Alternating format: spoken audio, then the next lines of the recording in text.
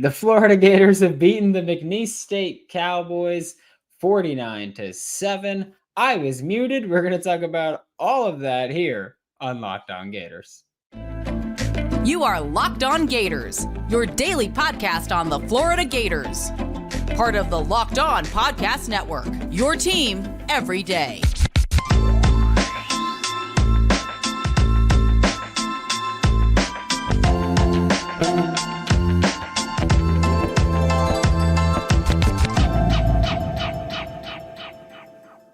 Hello and welcome back to a bonus episode of Locked On Gators, a victory episode of Locked On Gators, part of the Locked On Podcast Network, your team every day. Thanks for making Locked On Gators your first listen of the day every day. We are available daily and free wherever you listen to podcasts. Happy Saturday night. I'm Brandon Olsen. Find me on Twitter at WNS_Brandon. Find all my written work with Whole Nine Sports, Giants Country, NFL 33. And I'm going to start off by saying this because I already see it in the chat. I try not to look at the chat till the second half of this, but I see it in the chat already. I understand that this game was against McNeese State if you're Florida. Okay? I understand that it was against McNeese State. I understand the University of Florida, you expect to win that game against McNeese State. So yes, it was McNeese State. They're not a great program. I understand that. We can still celebrate a Florida Gators win. Like, we could still do that. We could still be like, hey, yeah, Florida kicked the crap out of McNeese State. We're allowed to still be happy about it while also acknowledging it gets way harder from here on out. Okay? I just want to make that clear because I see the chat already, Sad Gator. It's McNeese. Chill and see how we play against Tennessee. Or we can enjoy a win for a little bit and then worry about Tennessee. Okay? We can enjoy that. It's a win. Take the win where you can get it. So yes, I understand that this was McNeese State and you're the University of Florida. You were expected to win. I think the line going into this game was like 48.5. Yeah, which by the way, didn't cover. But this was going to be a stomping from here on out. And I know that, yeah, we were like, okay, could have scored more probably with Graham Mertz. Most of the offensive production came with the starters in. Max Brown came in for a drive, scored a touchdown. Then Michael Leone, sorry. Not a touchdown. Max Brown came in, not a touchdown. Michael Leone, not a touchdown, and that was the end of the game. We can talk about, yeah, Florida's starting offense. I don't care if it was McNeese State. I don't care. One hell of a performance by the starters. I will say, for me, one of the biggest things was on the defensive side of the ball, actually. Communication for the Florida Gators defense was so significantly improved compared to last week against Utah. Because last week against Utah, we would constantly see defense looking over to the sideline, Austin Armstrong talking and communicating.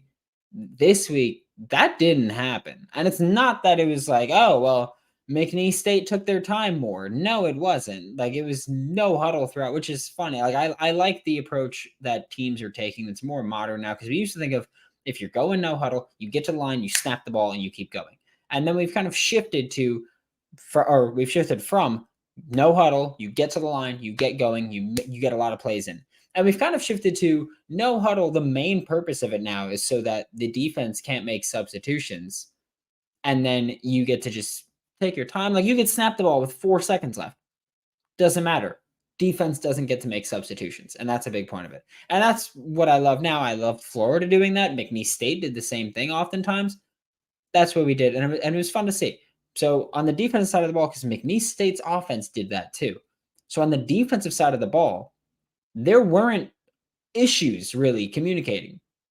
In fact, it was way improved. And by the way, again, Scooby Williams, Shamar James, holy crap.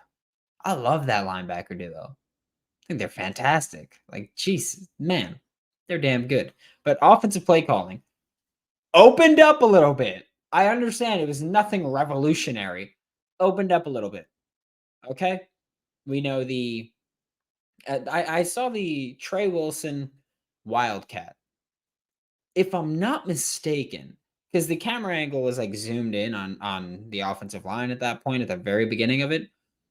I think when they came out in that set, Trevor Etienne was the one under center, and Eugene Wilson was to his right, and then the camera was like panning out, and they shifted so that Trevor Etienne was to the left, and Eugene Wilson was under center. If I'm not mistaken, that's what happened in the reverse to Graham Mertz that they like faked. It was a great play. It was a fun play, and I know that there were people on. I posted the video on Twitter, and there were people that were like, high school stuff. Guess what? Fun little tidbit. Just to inform you about how football works. And this isn't even me being sarcastic. This is a fun little tidbit. A lot of the revolutionary offensive stuff comes from high school. So I don't care if you say, oh, that's high school offensive stuff. A lot of the revolutionary offensive stuff comes from high school. Florida played against the air raid tonight. The air raid started with Halmumi in high school. Like, a lot of offensive things start in high school, and then they go to college, and then they go to the NFL. And when they get to the NFL, that's where you find the defensive answer for those offensive plays. And then it trickles down to college and then high school. And now you know how to defend things. And then high school just revolutionizes again. And that's how things work a lot. So when you go, oh, that's a high school stuff. Okay, that's not helpful at all, because things start in high school. So I just need to get that little rant off about someone commenting like, oh, that's high school offensive play. It's fun offense. That's what it was. Okay, I think that the reverses worked, or the screens were working better today than they did against Utah.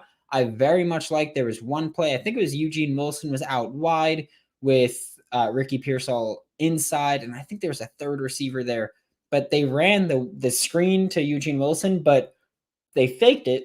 Eugene Wilson like jumped as if it was a high screen and he had to jump to catch it. They faked it, and Ricky Pearsall ran down the sideline, and it was like fake screen wheel kind of, and it was just right there. Ricky Pearsall, it was a nice play. It was a fun play. Like, opening up the playbook is what we need to see from this Florida offense. And it looks like they were doing that. They were opening it up more with just downfield work on crossers, which Ricky Pearsall is still one of the best crossing route runners that we have in college football. So that was great. Great to see all the freshmen get reps. We will take a look into the chat in just a minute. Before we do that, I am going to tell you guys about a couple of friends here. Like Nutrafol. Like, did you know that 80% of men, including yours truly, will experience hair thinning in their lifetime? It's normal, but it doesn't have to be your fate. You can get ahead of the thinning with Nutrafol right there. Nutrafol is the #1 dermatologist recommended hair growth supplement, clinically shown to improve your hair growth, visible thickness, and visible scalp coverage. And of course, visible thickness with 2 C's, as always. Go to Nutrafol.com to improve your hair growth. Go to Nutrafol.com/men to take their hair health wellness quiz. Identify causes of your thinning hair, and Nutrafol will give you a personalized plan for better hair health through the whole body wellness. Take the first step to visibly thicker, healthier hair. For a limited time, Nutrafol is offering our listeners $10 off your first month subscription and free shipping when you go to Nutrafol.com/men and enter promo code LOCKEDONCollege. Also, Tennessee game, a week away. Florida Gators hosting that one. So we're a week away from that. If you need tickets for that, go to Game Time. Game Time is the place for last-minute ticket deals. The Game Time guarantee means that you'll always get the best price. And if you find tickets in the same section and row for less, Game Time will credit you 110% of the difference. I've used it to go to baseball games before because I usually, I don't know, I prefer going to baseball games when it's like nice and sunny. So I do buy it last minute because I don't want to go and it's a rainy, crappy day. I do want to see good pitchers. So it's, every time that I buy baseball tickets, it's like last minute. I do not care about planning in advance. I'm just like, hey, dude, want to go to the game? Cool, let's do it. Download the Game Time app, create an account, and use code LOCKEDONCollege for $20 off your first purchase. Terms do apply. That's code LOCKEDONCollege for $20 off with Game Time. Last minute tickets, lowest prices, guaranteed. Thanks again for making Locked On Gators your first listen of the day. Every day we are available daily and free wherever you listen to the podcast. And we're gonna look through the chat a little bit just because I know that there's quite a few things. Okay, oh, y'all kind of doing it in there. Okay, bunch of just won't back down. Much improved from last week. Yeah, Travis, right there. You can see it right on the screen. Much improved from last. Like, that was the goal. We knew going into this week. We knew going into this game Florida was a way better football team than McNeese State. It wasn't about that. Like, we were always just like, yes, Florida, 99.99% chance of winning this football game. However, it's very important to be like, okay, well, we cleaned up the things we needed to clean up. Run blocking looked better. Pass protection looked better. Like, the offensive playbook opened up a bit more. Defense, you did the communication. You got communication in better. You did things better. That's the important part of a game like this. I understand, hey, it sucks to start the year 0-1. I understand that's why a lot of Power 5 programs play the nobodies in week 1. Get that stuff out the way now. I get it. I'd still prefer, hey, we start with the Power 5 opponent. That's just fun. It's going to be a great matchup, marquee, primetime, all that fun stuff. Then with week 2 against McNeese State, you cleaned things up. You improved, and that's what matters. It was fun to see all the freshmen play. Great stuff there. Again, sad Gator. McNeese, chill. No. About to be 2-1 after we drowned Tennessee in the swamp. Hopefully, Tennessee did not look good today. Tennessee had a little bit of a rough showing, which is funny because last week after the Utah game, I was like, hey, I'm not bought in on Tennessee really. I need to see more from them. And then Tennessee fans were like, oh yeah, you just wait and see what we do. And then they did that. 30-13. They beat Austin Peay. 30-13. High octane offense, incredible offense. Joe Milton III's the second coming. Josh Heupel is the best offensive mind to ever touch a football field. 30-13 against Austin Peay. Yeah, that's what you did. That's the performance you put up. So yeah, look at UGA and UT. Alex, you were talking about how teams have struggled. Yeah, UGA against Ball State. I mean, they blew them out after really the first quarter. Slow start, crappy start. But, I mean, Georgia did that last year, too, against Kent State. Like, the MAC just has Georgia's number in the first quarter. That's what it is. Mertz is only here for a year. Then he's gone. Thank God. I mean, he hasn't done anything really negative for me. He's just not mobile. And then that's what that is. He did throw a couple homicide balls. But for the most part, he was fine. Good game. Hopefully it builds confidence for next week. That's the goal, right? Clean up your mistakes, build confidence. Like, that's what you're trying to do. I get more excited about the fact that they played as a football team. Yep. Yeah, that's fair, Justin. Like, that's totally fair to be like, yeah, I'm happier that they played as a team and that they looked like a unit than I care about the actual win. Because again, this is this is something that we kind of chalked up as a win to begin with. Could have been like last season where South Florida. Yep, could have been like that. Love seeing the freshmen play.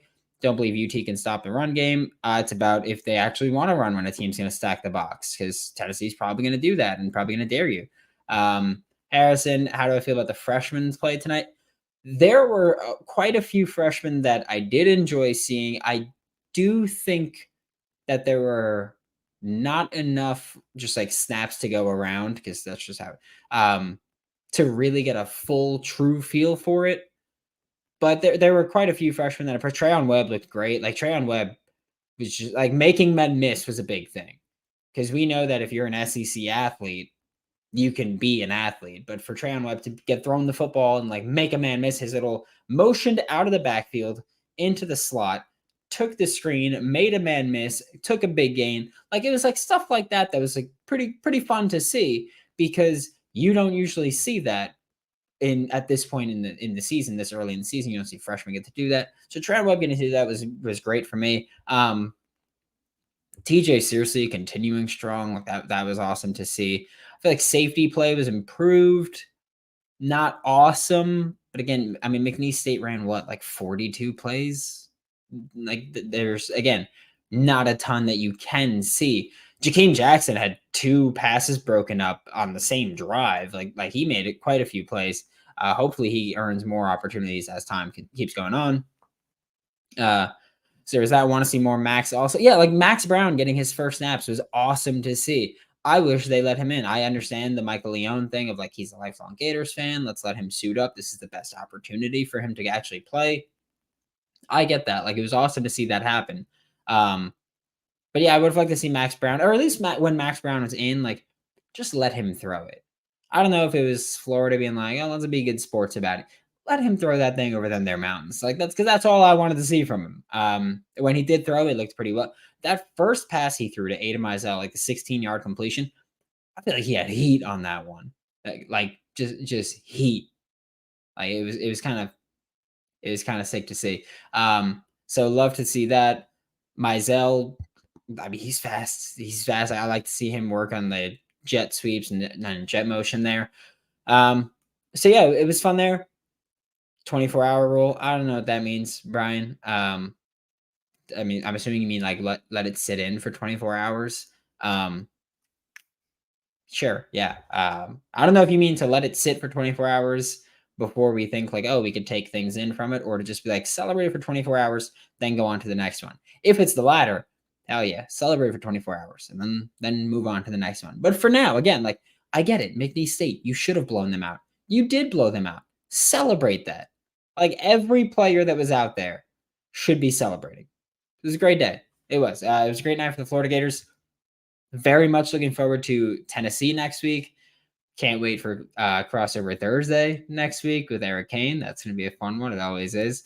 But I'm very much looking forward to this. Hopefully building upon this. Thank you all so much for tuning in. Before you enjoy the rest of your Saturday night and your weekend, hopefully your fantasy football teams play well tomorrow, unless you have players that I have, then no. But thanks for making Locked On Gators your first listen of the day every day. We are available daily and free wherever you listen to the podcast. We'll be back Monday to talk more Florida Gators football. For Locked On Gators, I'm Brandon Olsen. Don't forget to follow me on Twitter at WNS_Brandon. Find all my written work at Whole Nine Sports, Giants Country, NFL 33, and I will see you all tomorrow.